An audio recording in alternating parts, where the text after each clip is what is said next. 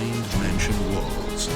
It appeared execution style. Each was shot with at least one shot to the base of the skull. Who's killing off a wealthy Southern dynasty? I'm the last member of my family, and that makes me a suspect.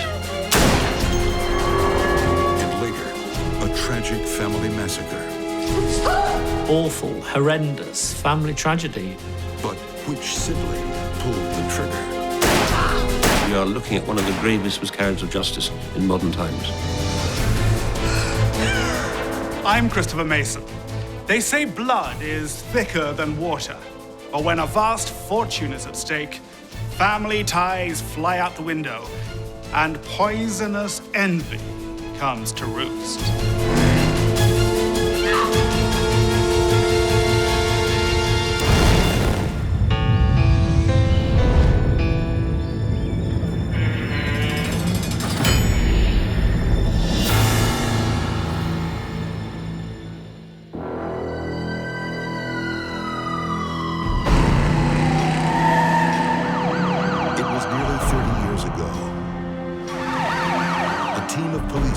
Stared death in the face. I saw glass flying, and I heard the sound. What else can it be? It's a machine gun. A car chase like no other. We couldn't afford to shoot because those children was in there. And a memory they will never shake. I was more mad than anything, you know. I couldn't believe what was happening. It was just there one instant. This huge explosion, and it was just gone. There came a storm, thunder and lightning and all that. And just looked like the Lord was mad at it, being mad at everything. Mad at the whole situation.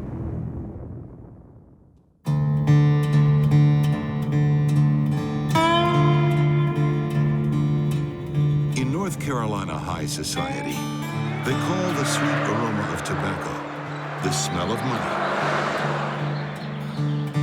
The riches of big tobacco built the city of Winston-Salem. And they built a great local dynasty, the Newsome family.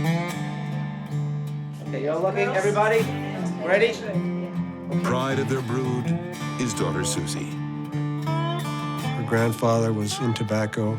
Her father was working for R.J. Reynolds Tobacco. All right, stop, don't move, don't move. There was a well-known family in the area, and her mother was also a Sharp, which was another well-known family there. Her sister was the state Supreme Court Chief Justice. Susie probably thought she was destined to be that Southern belle. She was an attractive young woman, came from a well-to-do family. Okay. In 1966, at Wake Forest University, she meets a handsome man preparing for dental school, Tom Lynch. It wasn't like mad, passionate love. It was just like, you know, they're from a nice family, you're from a nice family, you get married and live happily ever after. Their marriage produces two boys, John and Jim. They were both very smart, good-looking, both athletic. They both had good senses of humor. In 1976, Tom Lynch moves his young family out west to Albuquerque, New Mexico.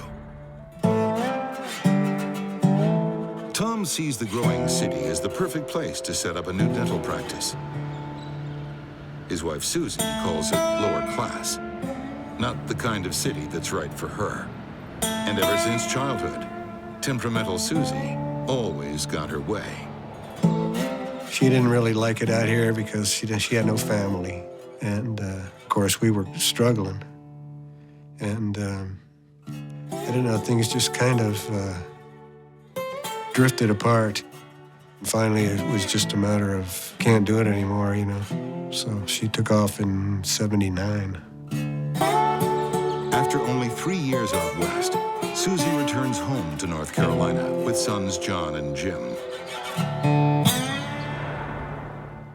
Within a few years, the separation turns into a bitter custody battle. But Susie's family connections make it a one-sided fight. When your aunt is a former Supreme Court Chief Justice, you've got the Southern establishment in your corner. Tom's visitation rights with his sons dwindled to just 4 weeks a year. I became kind of the Disneyland dad. You know, when they came out, I'd take a few days off and we'd go to the Grand Canyon, or we'd take a little trip somewhere. And that's about all I could do. In the spiteful custody fight, Tom's ex-wife becomes fixated on two imagined enemies. One is Tom. The other is his mother, Dolores, a wealthy widow living in Kentucky. Susie and Dolores have been at each other's throats since the day they met. She was pretty tough, and I don't think she liked Susie from the get-go, and vice versa. And so maybe she recognized something in her that I didn't. Then, in July 1984, Tom is at work at his dental practice when a policeman arrives. First he said there was an accident, and then he said your mother and sister appears to be a robbery and they had been murdered. I just said, what happened? I mean, what the heck happened? Who would do that to my mother and sister? Dolores, she had been shot one time in the head and one time in the back. Back in Kentucky, Lieutenant Dan Davidson is called to the Lynch family home north of Louisville. Jane Lynch, we found her inside the house. She'd also been shot in the back and the head. Not what you expect to see in this end of town. This isn't a place where this happens. There just wasn't any leads at all, you know. And this isn't looking at all like a robbery. Looked like an execution style, you know. Police are mystified. A wealthy mother and daughter with no known enemies, just executed. Didn't take anything. Didn't even make it look like a robbery. Just left. Making things tougher, the killer picked up used shell casings. We didn't find one case. They should have been 4 of them, and we didn't find any. One thing is left behind. A bullet that passed through Jane's neck and into a window frame. We had the crime lab come in, and that bullet turned out to be the most important piece. Police need to eliminate suspects. First on the list, Tom Lynch. Tom was a sole surviving member of that family, and the family was quite well off, you know. Suddenly it dawned on me that I'm the last member of my family, and that makes me a suspect. We took him, gave him a polygraph, and run through the ringer for a while. We even checked on the possibility of him hiring somebody to do it. Tom Lynch can't even bury his loved ones without the gaze of suspicion.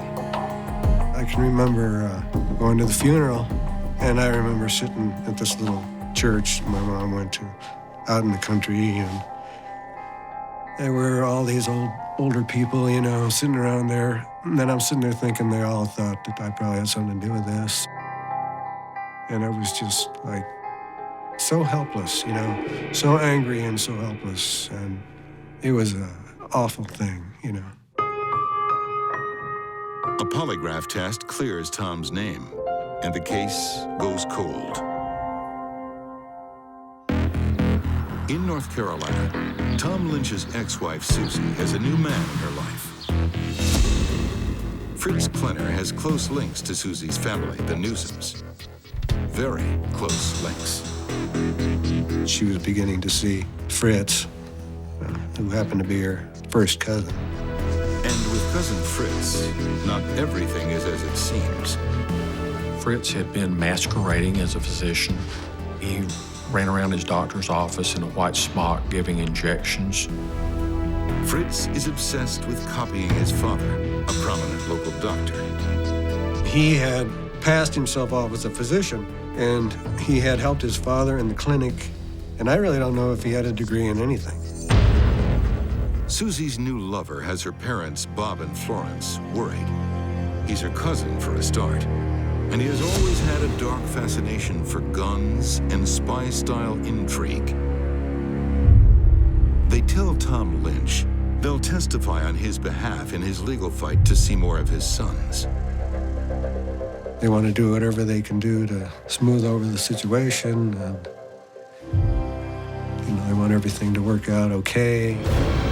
And then, in May 1985, 1 week before the next visitation hearing, the unthinkable happens. Did you hear that? Turns out that Saturday night, somebody went to the Newsome house and murdered Bob, Florence, his wife, and his mother.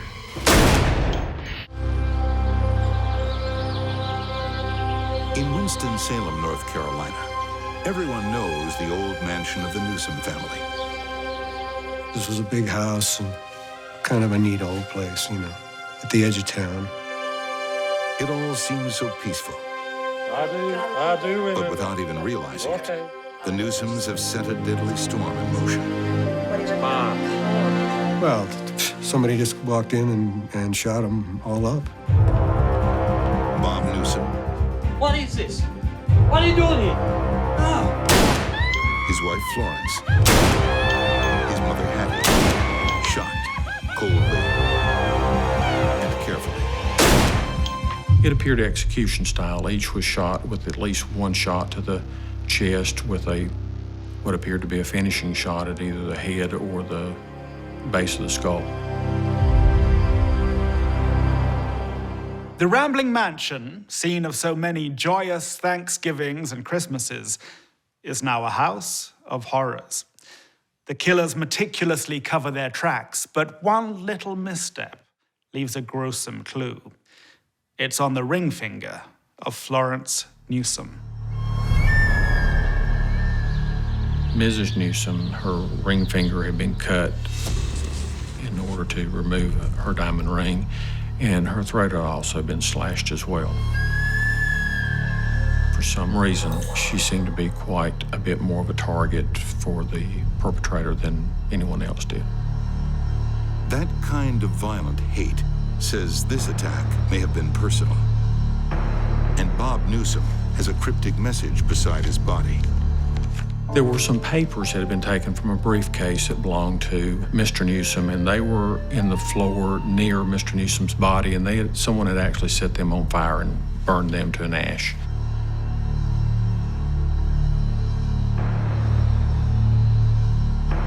Another clue is in the absence of clues. There were several bullet rounds expended in the houses, .45 caliber rounds. There was probably as many as 10 or 11 shots fired in the house, and we only found 2 spent casings. The killer had carefully collected the spent shells. Detective Sergeant Alan Gentry knows that is not the mark of your average criminal. Whoever had done these murders was cold and calculating enough to try to pick up and secure those because we can match those to a particular weapon. When Tom Lynch hears the shocking news about his former in-laws, it sounds all too horrifyingly familiar. Just 10 months ago, his mother and sister had been killed the same way, shot in the back of the head, in their own home, by a killer who cleans up the shell casings. And the deadly connection between the 2 murdered families, Tom's ex-wife Susie and her new love, Fritz Klenner. I said, I know who did this. I said, Fritz Klenner did this. I said, listen, this guy is with my ex-wife and my kids, and I fear for my kids right up and including their lives. For Kentucky Detective Dan Davidson, the link between the 2 family executions seems clear. That information about the Newsomes is too funny for them to get killed about the same way, you know. Susie seemed to be the link that we really needed to look at pretty quickly. But when police arrange to interview Susie, she goes for coffee instead. Like, you're going to go have coffee with a girlfriend instead of meeting with officers that are trying to find the murderer of your mother, father, and grandmother. A little bizarre.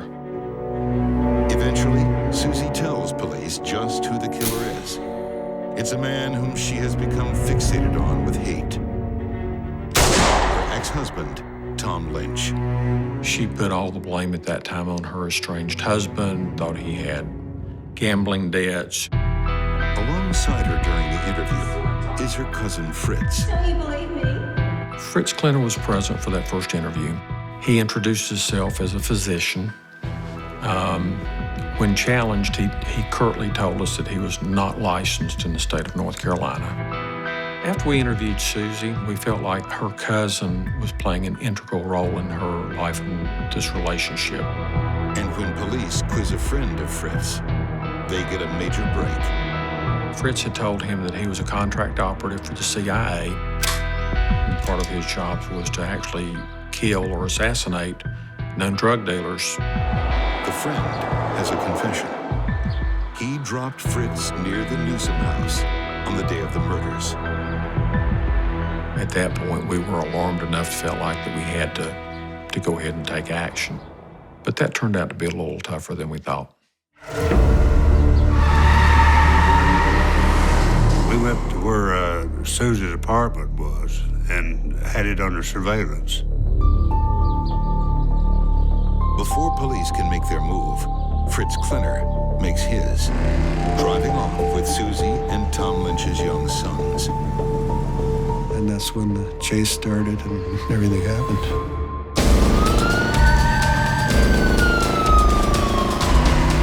We got right behind him. He got up to a red light, and the next thing he did was start firing at us and everybody around the intersection with a Uzi. Very few officers in this country have seen fully automatic gunfire in front of them. There's almost a sense of disbelief. I saw glass flying and I heard the sound. What else can it be? It's a machine gun. And Fritz Klinner hasn't finished yet. What we were trying to coordinate was the highway patrol to set up a roadblock to try to stop him that way. Dispatch, need a roadblock 2 miles up the highway. We've got a dangerous van. We were trying to arrange that roadblock when he decided to detonate a bomb in the vehicle.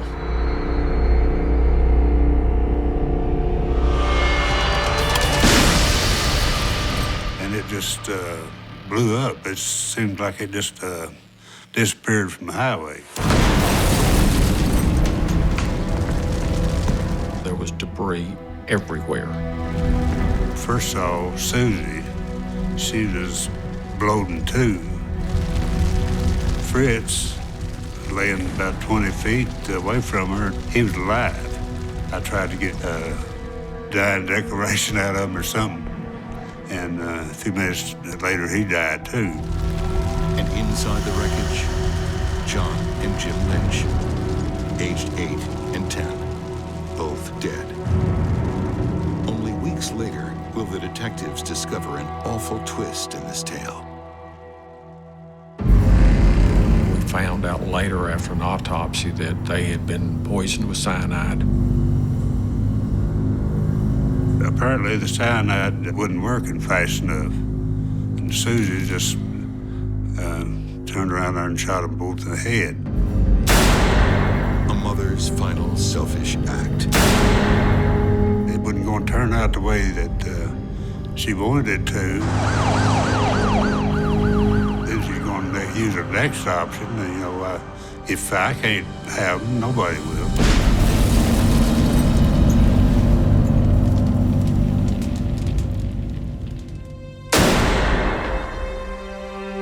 He thought he could outsmart the police. But Fritz Klinner's careful executions did leave clues. Ballistics evidence matches a bullet from the Lynch murders to a rifle he sold to a gun shop. It's enough for a Kentucky grand jury to find Fritz and Susie responsible for the killings of Dolores and Jane Lynch. The reasons for Susie's deadly killings are harder for the law to resolve. I think Susie became a hateful person over the years.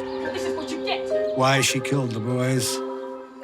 Just spite. She didn't want me to have them. She didn't want them around. The incredible hatred that she had for her estranged husband, to the point that you would destroy your own children, is just a normal, rational person just simply cannot comprehend that sort of mental state. And the best thing I ever did was bring them back here to bury them. They all wanted me to bury them there, and I just said, you know, I can't bury them here in this place. And they're coming home with me, so I brought them back.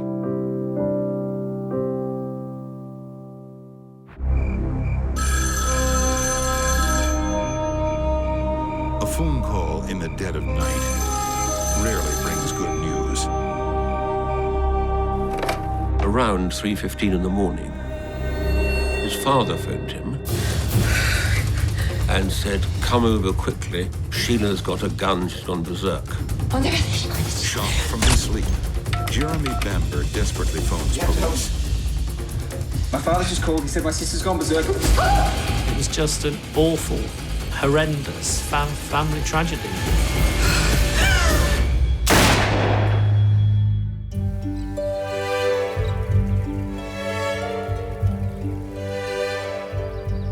In the English county of Essex, about 2 hours east of London, is the quaint village of Tolleshunt-Darcy.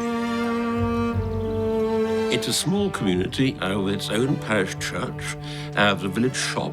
So it was a solid local community and obviously farming orientated.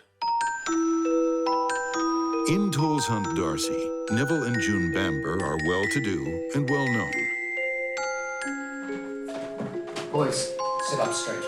Neville Bamber was a pillar of the local establishment. Mother? He had been a church warden. He was on a local magistrate's bench. June was very involved in church affairs. Bless us, O Lord. And no doubt they were well known in the neighborhood. The White House Farm is the Bamber family's impressive country home. They were wealthy farmers.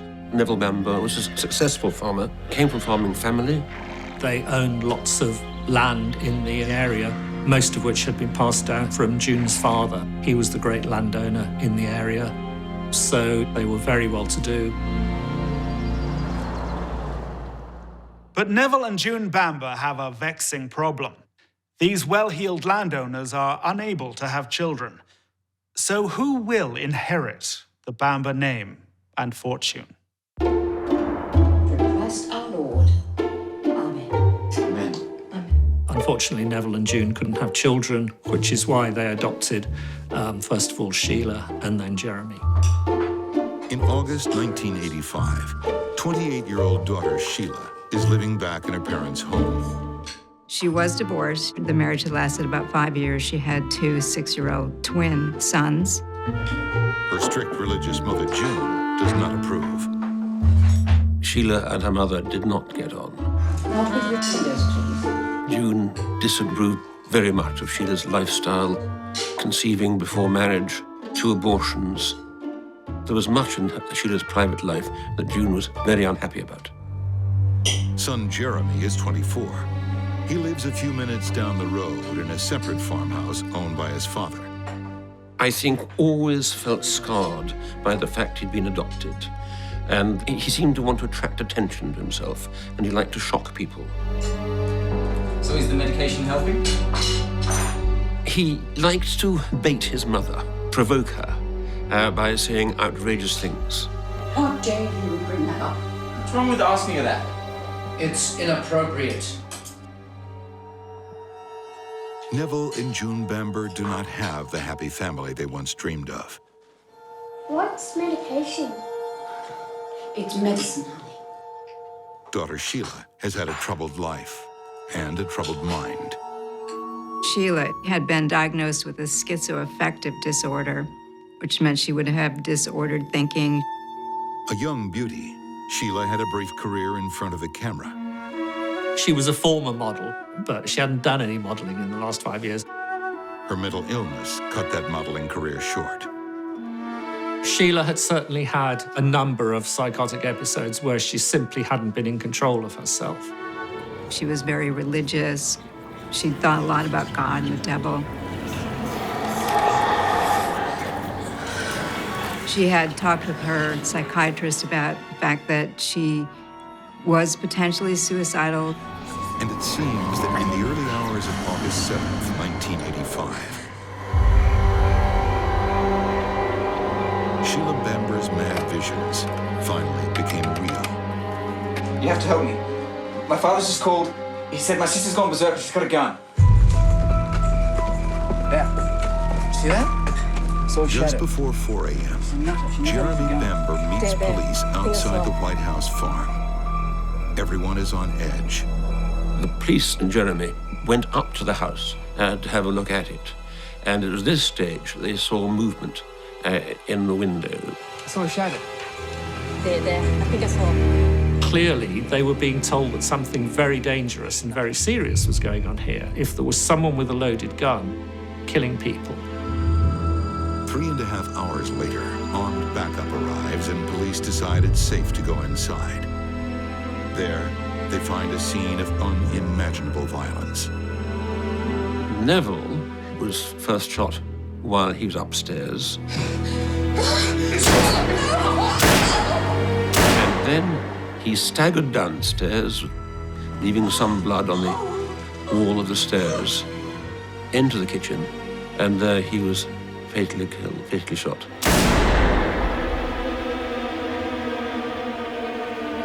Upstairs, Sheila Bamber's twin sons, Nicholas and Daniel, lie dead in their beds. One still sucking his thumb. All the evidence is that they were shot in their sleep, and thank God knew nothing about it. And in the master bedroom, June Bamber. June had been shot first lying in bed. She then got up and walked towards the bedroom door, where she was fatally shot. Also, near June on the floor is her adopted daughter, Sheila. The rifle was resting against her chin, and there was blood trickling from her face. It looks like a tragic murder-suicide. Tragically, Sheila completely flipped it. She shot her children, shot her mother, killed her father, and then turned the gun on herself. Had Sheila's inner demons finally taken over?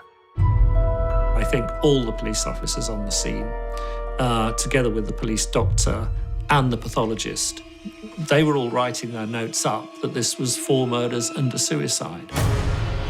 An open and shut case. Tragic, horrific, but straightforward. A grieving Jeremy Bamber is allowed to bury his parents, sister, and nephews. Case closed. Or so they thought.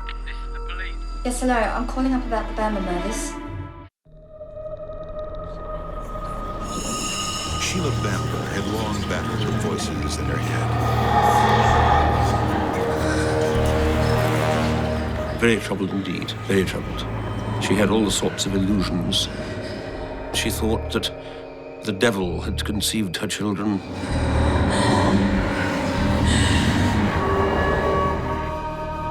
The one-time fashion model was diagnosed a paranoid schizophrenic. And it seems that on August 7th, 1985, the voices took control. I think the crime itself was utterly extraordinary. Sheila! You had 5 members of the family shot dead in this farmhouse one August evening. Her parents and twin sons murdered. And finally, she takes her own life. She was so disturbed She just wasn't rational, poor girl. The sole survivor in the family is Sheila's younger brother, Jeremy. When he buries his family, his grief is on display for the world to see.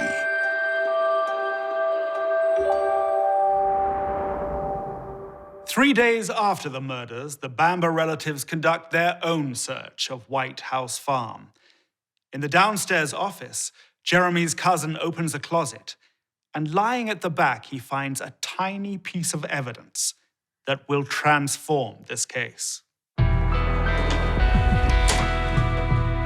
It's a silencer that fits the rifle used in the murders. On it are tiny specks of Sheila's blood and a hair. If it was a murder that ended with a suicide, then how did the silencer get down here? Was she supposed to have taken the silencer off and put it carefully away in the downstairs cupboard and then gone back upstairs to kill herself? That the whole thing didn't make sense at that stage. Tests also show that with the silencer attached to the murder weapon, Sheila could never have put the muzzle under her chin and reached the trigger. Sheila would not have been able to operate the gun to kill herself with the sound moderator on it, which obviously made it far lengthier than it normally was. And an even bigger question is, could Sheila have used a gun at all? All the relatives said that Sheila had no knowledge or experience of using guns, and wouldn't have been able to use guns, let alone reload them. This was a very efficient shooting. 25 shots fired, 24 hit their target. Had Sheila carried out the crimes, I just don't think there would have been that sort of ratio of shots on target. As the murder-suicide theory is questioned, Jeremy Bamber is off enjoying his inheritance. Jeremy went away the weekend after the killings. He then went away to Amsterdam for a few days with his girlfriend and another friend. Next, Jeremy skips to Saint-Tropez in the south of France, the vacation playground of the European jet set. I think he imagined himself as a small-scale playboy. He certainly liked the good life. Then the police get a phone call from Bamber's ex-girlfriend, Julie. What she showed was a completely sinister side to Jeremy Bamber. Yes, hello. I'm calling up about the Bamber murders. How he had developed this loathing for his family and was working out ways in which he could kill them all. And even as police found the bodies in his parents' house, Jeremy gloated to her. I should have been an actor. Did you do it? Yeah, I did it. She said that he'd considered various plans to murdering his family. Was he going to burn the house down? Was he going to poison them? And so he had, as it were, thought through various plans before alighting on this one. When Jeremy Bamber returns from the south of France, he is arrested. As Jeremy is driven to the police station, he sits quietly in the back of the car, remarking only how lovely the weather has been during his stay in Saint-Tropez, and wondering why the police didn't send a more comfortable car to pick him up in. In October 1986, Jeremy Bamber faces trial for 5 counts of murder. The prosecution presents a terrifying version of what happened that night in the White House farm.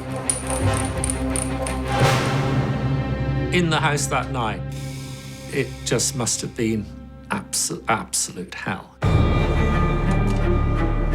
One theory is that Jeremy, an avid diver, wore a wetsuit so he could shower afterwards and have no blood or hair on himself. Jeremy kills his 6-year-old nephews first. And then he confronts his parents. Never. Bring the police. What is it? Bring the police. There's something happening. Oh, Jeremy! And they must have known at that point that it was a fight to the death. He was determined to kill them. Never wasn't going to lie down and die, and he obviously put up a fantastic struggle. That's clear from the injuries that he suffered. After Jeremy had killed the father,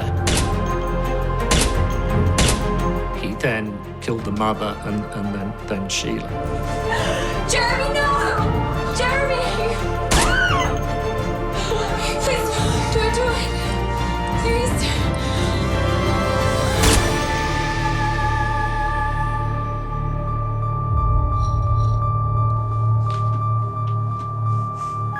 Jeremy rushes home and raises the alarm, claiming his father had called him in a You have to help panic. me. My father's just called. He said, my sister's gone berserk. She's got a gun. Dad, did you see that? Then Someone shot he him. brazenly returns to the crime scene and helps plant his version of events in the minds of police. He was, as it were, directing and shaping events as they unfolded throughout the night. She's a nutter. Jeremy had done his job so well on the officers in the nighttime. They all stormed the house expecting to find 4 dead people and a woman who'd committed suicide. By the next day, the police had made their verdict: murder-suicide. Jeremy Bamber thought he had committed the perfect crime and opened the door to the life of luxury he desired. Jeremy seemed to have been the only member of this family who hankered for an extravagant lifestyle. He didn't like the relatively austere lifestyle that the Bamber family lived. After a 19-day trial, the jury has to make its decision. Were these killings the work of a schizophrenic daughter or a psychopathic son? They decide that it's the son. The trial judge described him as evil almost beyond belief and sentenced him to a minimum of 25 years. Under new laws introduced in the 1990s, Jeremy's sentence is extended to life without parole, a sentence the English reserved for the worst of the worst. There was a list of about 25 names of people who were never going to be released, and Jeremy Bamber was on that list. But there's a problem. Jeremy Bamber may be an innocent man. If Jeremy Bamber is innocent, we are looking at one of the gravest miscarriages of justice in modern times.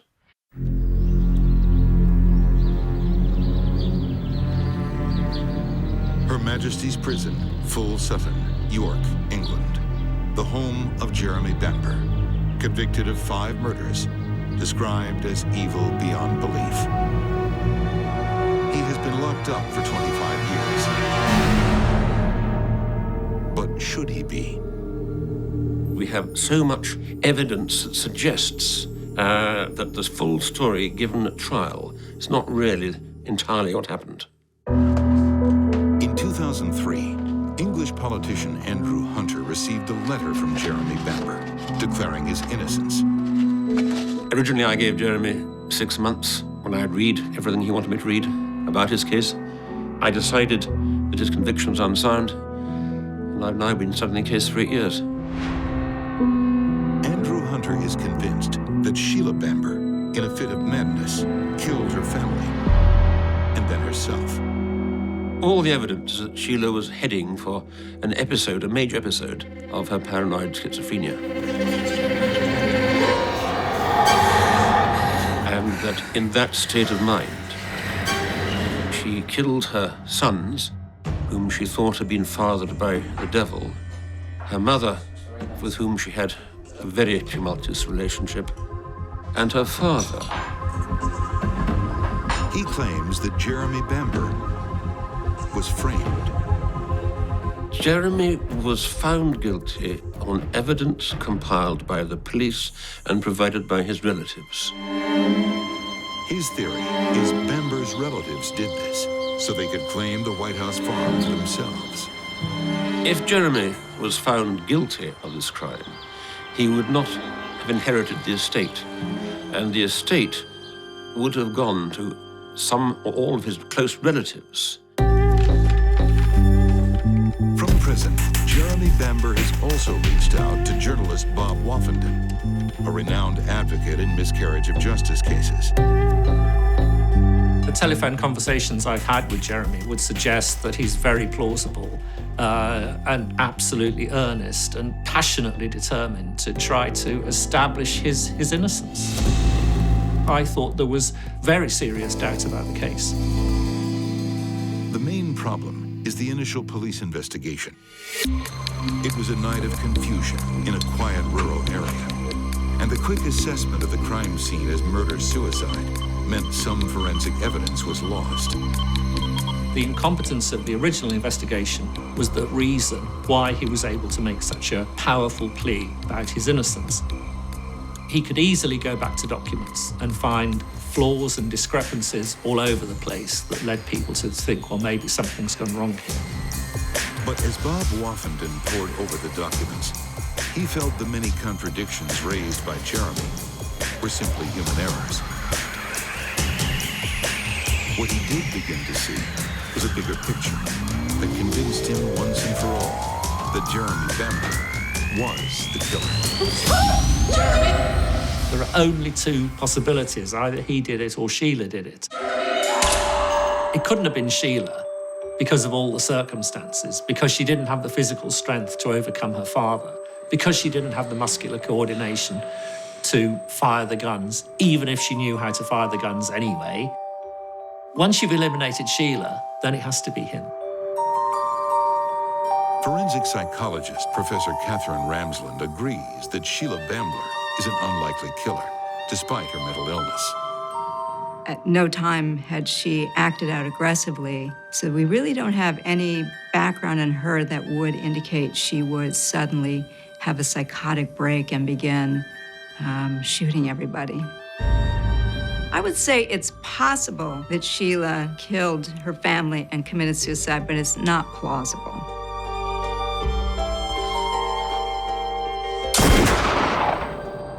And just when it seems every turn in the story is complete, another twist. In early 2012, ballistics experts analyzed the silencer that helped convict Bamber. They conclude that it may not have been used in the murders. The killer could have been the daughter, Sheila. So does that make Jeremy Bamber an innocent man? The silencer has been a contentious piece of evidence. Jeremy Bamber's supporters allege it was a plant. It certainly looks very strongly that the police were in league with the family to secure Jeremy's conviction. His opponents disagree, contending it proves that Sheila could never have killed the Bamber family. Sheila could not have shot herself with the silencer on, as the silencer had been discovered in the cupboard downstairs. But journalist Bob Woffenden says other pieces of evidence are just as powerful. After the murders, eyewitnesses reported that Neville Bamber had spoken about his fear that Jeremy would kill him. There were a few allusions to the fact that he was very worried about Jeremy and had apparently said things like, "I must never turn my back on that young man." Jeremy, no! Jeremy! And Jeremy's plan to make his sister's death look like a suicide hit a major hurdle. Shut up! When his first shot failed to kill her. We do have cases of suicides who managed to shoot themselves twice, but from the blood spatter on her clothing, it did not look as if she had shot herself, not died, walked around, and then shot herself again, which was the theory proposed. So there are a number of things that would go against the plausibility of her being the killer. You don't usually need 2 bullets to commit suicide if you're shooting yourself in the head. When police found Sheila, she was lying with the rifle by her side and a Bible. But the Bible was not hers. The Bible had belonged to her mother, had been in a cupboard. If a religious person is contemplating suicide and they're going to bring a Bible to lie there with them, they're going to get their own because it has meaning to them. There are passages that have meaning to them. Instead, it was her mother's Bible that she would have had to go find in a cupboard. It wasn't something right to hand. And so I think that makes it look as if it were a staged suicide.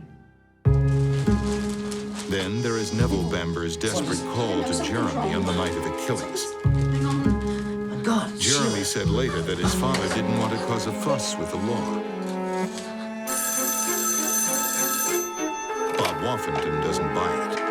your sister's gone berserk. She's got a gun. Neville Bamber was a local magistrate. He was used to dealing with the police. The idea that at a moment of drama, in a life and death situation like that he would not have phoned the police is, I'm afraid, incredible. And that has always been a flaw in his story from the outset, and it remains a flaw to this day.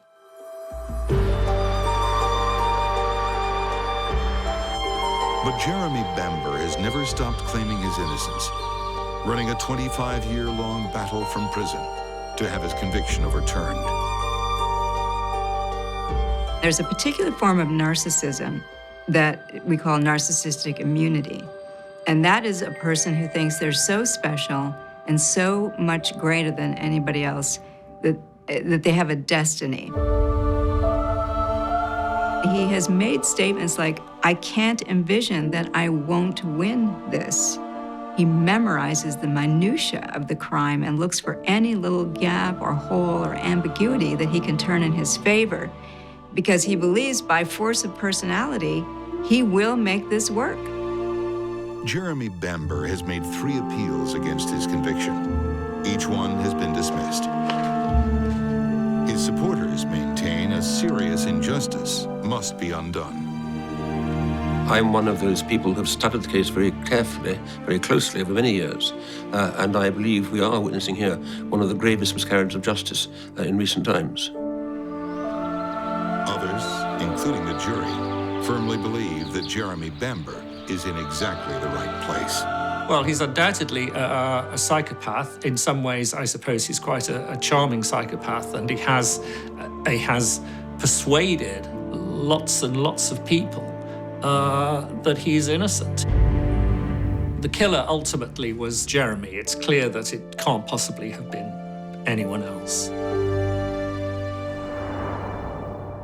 Some people will kill to protect a blood tie. Others prefer the family's cash. Susie Lynch eliminated her loved ones in a bloody fit of spite, while Jeremy Bamber keeps everyone guessing. Is he a killer or a victim? With a large inheritance at stake, blood no longer seems thicker than water, and family ties so easily come undone. Till next we meet behind mansion walls, I'm Christopher Mason.